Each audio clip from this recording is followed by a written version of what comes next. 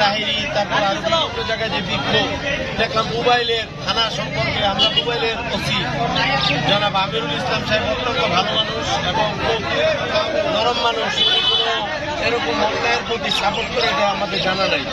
হ্যাঁ, উনি আমাদের ইসলামের পক্ষে এবং জনমানুষের জন্য সবসময় কাজ করে যাচ্ছেন। এই 5 তারিখের পরে মোবাইলে এরকম কোনো অনাকাঙ্ক্ষিত ঘটনা ঘটেনি। এই থানার অভিযোগ ওনারা যখন আমি প্রথমে এলাকায় আমরা তদন্ত করলাম, এলাকাবাসীর সাথে আমরা কথাবার্তা বললাম, শুনলাম যে সে 3 মাস যাবৎ এখানে ছিল।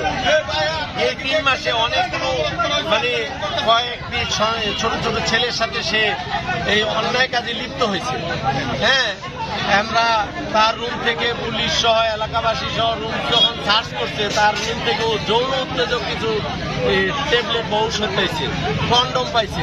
আমরা তখন এলাকাবাসীর সাথে কথা বলবো কি, আমরাই তখন ভীত সন্ত্রস্ত হয়ে গেছি। এলাকাবাসী খুব ক্ষিপ্ত, সে অন্যায় করার কারণে এলাকাবাসী মারে নেই। এই জায়গায় যে এই মসজিদের যে তদারকি করে পীর সাহেব, সর্বপ্রথমে তার কাছে বিচার দরবার, সে 2টা চট দিছে। তারপরে তার বোন জামাই সে কি করে তাকে মারধর শুরু করছে। তারপরে কিছু মানুষ যখন মারধর করছে এবং তাকে যেভাবে মারছে, আসলে এটা ঠিক হয় নাই, কিন্তু তাকে আইনের হাতে সুপর্দ করছে। যখন প্রশাসন শুনছে, সাথে সাথে পুলিশ পাঠায় তাকে মানুষের গণপিটানি থেকে তাকে রক্ষা করে থানায় নিয়ে গেছে। শহীদ তাজউদ্দিনে নিয়ে তাকে চিকিৎসা দিয়েছে। চিকিৎসা দিয়া মোটামুটি সুস্থ করে কোর্টে পাঠায় তাকে জেলখানায় পাঠানো হয়েছে।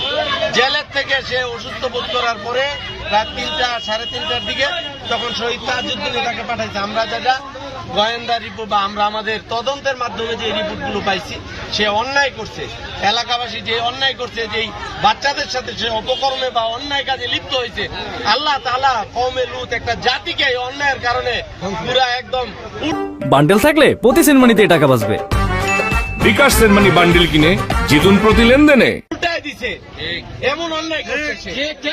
কিন্তু আজকে যারা বিভিন্ন জায়গায় বিক্ষোভ করতেছে, তাদের এই এলাকায় আইসা এলাকার মানুষের সাথে তার সবগুলো বিষয় যাই না। আমার মনে হয় এই জাতিকে, এই দেশকে অশান্ত না করে এইভাবে মিথ্যা অপবাদ মানুষের উপর না দিয়ে যে বিভিন্ন রকমের অপবাদ দেওয়া হচ্ছে, যে মানুষ তার উপরে এই ষড়যন্ত্র করা হয়েছে, তাকে এরকম মিথ্যা অপবাদ দেওয়া হয়েছে। আসলে আইসা দেখেন, আপনারাও তদন্ত করেন। হ্যাঁ, এলাকার মানুষ বা মানুষের ব্যথা শুনেন, শুনে তাদের কি পরিস্থিতি, তারা এখানে কেন। আগে তো ইমাম সাহেব এখানে ছিল, কাউরে তো এরকম মারধরে এলাকাবাসী করে নাই। আগের যে ইমাম সাহেব এই মসজিদে ছিল, বাবারা মোবাইলের প্রায়